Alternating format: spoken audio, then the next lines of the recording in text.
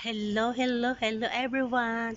Welcome to my channel, Ate Joy. Isang po ba yun, Threads? Amen. Kaya doon din po si Ate Joy, nag-exhort din siya about sa wisdom. Fear of the Lord is the beginning of wisdom. Amen. So ngayon po, gusto niyo pa rin po ba ng wisdom? Amen. Praise God. So maganda po ganun kasi yung wisdom, maganda po siya pag-aralan. Sabi nga ni Sister Rona, salamat kay Ecclesiastes. Amen. Hallelujah. So, yun po. Halimbawa, ngayon po, nandito po tayo lahat sa isang silid. Busy po tayo lahat sa ating ginagawa. At kanya-kanyang ginagawa. Mayroon nagdududod ng cellphone, may nagmamarites, kung ano pa yan, meron dito. Siyempre, makabuluhan na ginagawa. Yung gano'n. At biglang may pumasok sa pinto at sinabi, anong sinabi? Kung alam niyo. Amen. Praise God. Ang sinabi, meaningless, meaningless. It is completely meaningless. So, ano yung mararamdaman kaya natin? Di ba? Parang, bakit meaningless yung ginagawa ko eh? Kausap ko lang naman yung nanay ko. Kausap ko si brother. At may ginagawa ako. Busy ako, sabi nga. Parang may kabuluhan kung ginagawa ko.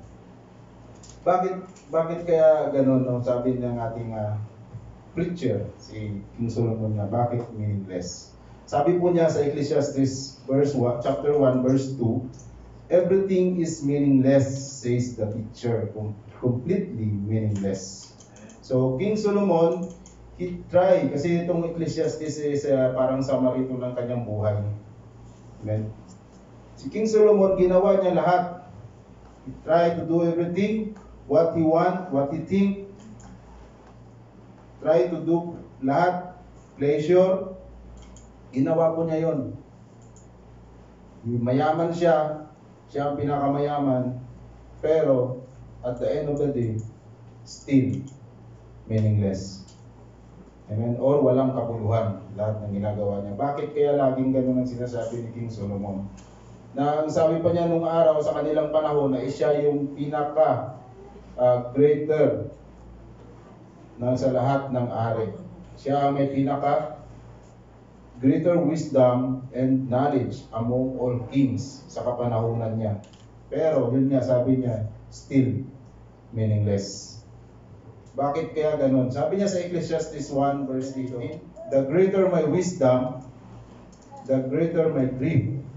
To increase knowledge only increases sorrow. So it means only God alone knowing, have all-knowing power.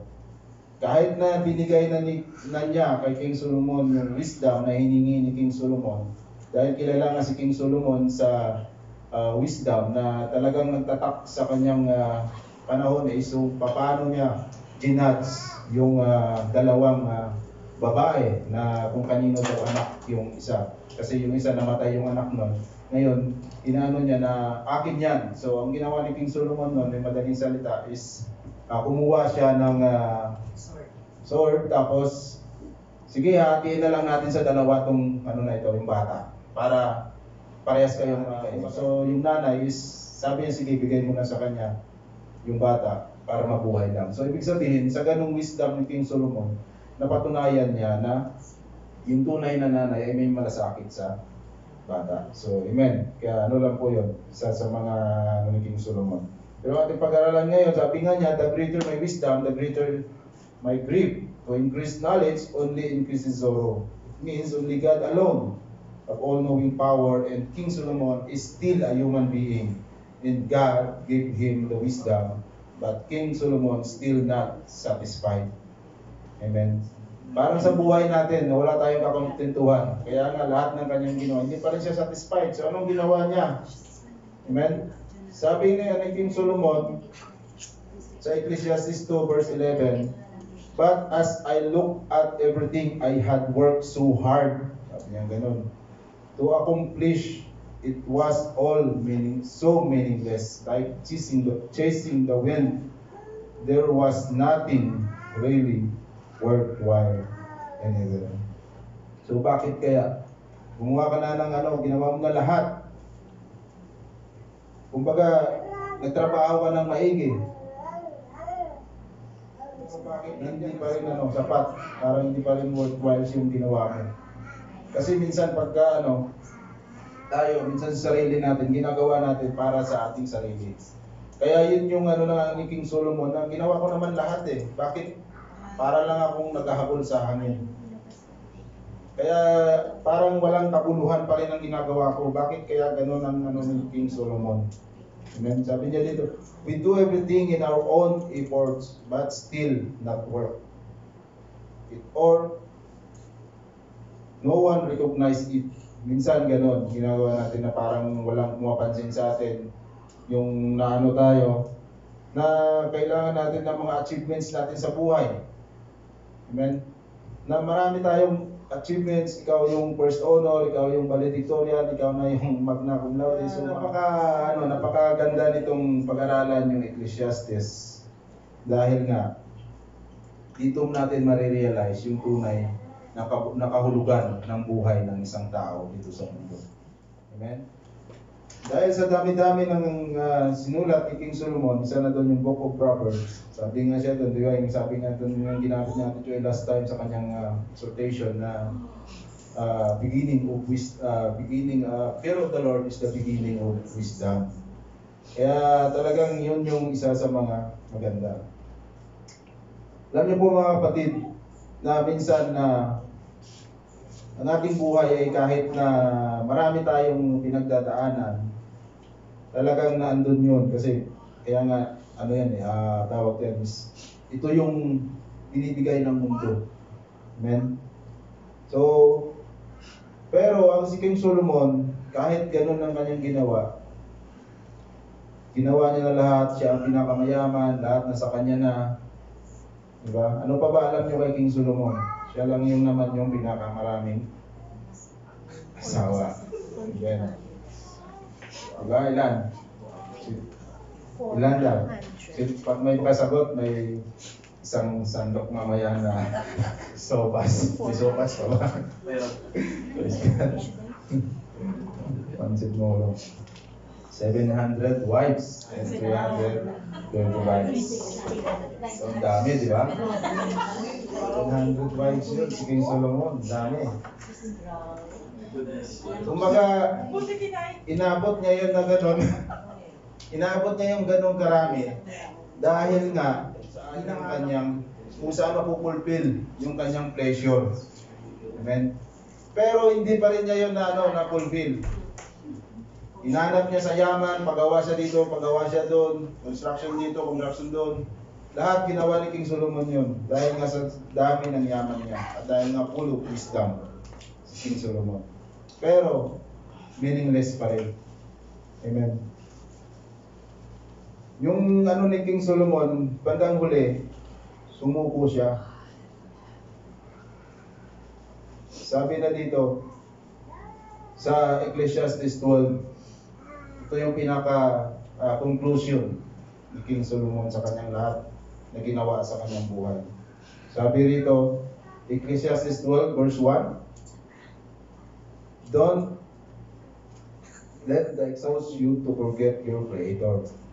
Honor Him in your youth before you grow old and say, life is not pleasant anymore. Antayin pa ba natin yun na, yun nga, na ginawa mo na lahat, yung sabihin mo, wala naman pala silbing buhay ko eh. Kaya minsan nandun tayo mahantong, naniniwala na wala naman talagang Diyos. Kasi dahil sa ganung pananaw, natatangay ng mga ganong pag-iisip dahil nga sa sobrang kakalinuhan natin. Si King Solomon, sobrang talino niya, pero hindi niya ginamit yung talino niya sa makabuluhang bagay. Pero bakit nangyari yon? Dahil nga pinahintulutan ng Panginoon na mangyari yon, dahil nga alam ng Panginoon na ito ay mapupulutan natin ng aral bilang sa ating panahon ngayon. Amen? Kabaliktaran naman ito sa nangyari kay Job, di ba? Ginawa si Job naman sa siya eh. tawag doon. Hindi pasaway si Joe. Ano siya, tawag yan is man of faith siya eh. Sumunod siya sa ano ng Panginoon, mabait. Kung madaling salita, mabait. Kumbaga, sumunod siya, tuwid na tao, ganun, righteous. Kaya nga, pero sinubok siya ng Panginoon. Bakit? Dahil nga, nandun nga yung ano ng Panginoon na dito sa mundo nito, talagang siya lang may karapatan at siya lang ang may control ng ating buhay. Amen? Kaya, Amen. Hallelujah. Kaya sabi dito, habang tayo malakas pa, dapat lagi natin i-remember ang ating Creator. Na alamin natin, ang tanong na sabi dito is, this question, why God created me? Bakit ka ba nilikha ng Panginoon?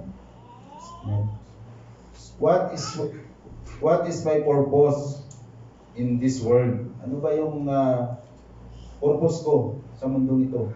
Ano ba talaga yung halaga ko sa mundong ito? Parang ganon.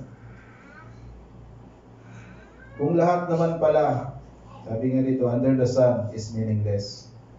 So, parang sinisisi pa natin minsan ang lumikha sa atin, bakit hindi tayo nag-i-enjoy sa buhay natin? Amen? Are we happy na nakaka-fellowship natin ng ating mga brethren every Friday, every Wednesday, or every Monday? Sabi nga ni Sister Faith sa prayer na huwag tayo magsasawaan, na lagi na lang tayo na lang, yung ganun ba? Amen? So dapat ganun, na nag-i-enjoy tayo sa pag-serve sa Panginoon. Amen? So yun nga, na bilang ano naging sabi niya, ang pinaka-conclusion niya is sa Ecclesiastes 12 verse 13. Sabi po na dito, kung ano yung duty natin is to worship God. Sabi dito sa verse 13, that's the whole story. Here now is my final conclusion. Fear God. Sabi dito. This is my final conclusion, sabi dito. Fear God and obey His commands, for this is everyone's duty. Hindi po ito duty lang ni Pastora, hindi ito duty lang ni Brad Robert, kundi bawat isa sa atin ay ating duty to fear God and obey His commands. Kasi everyone, hindi naman dito na sinabi na isa lang, kundi bawat isa sa atin is responsible that to worship Him. Thank you for watching. Don't forget to like and subscribe. God bless us all.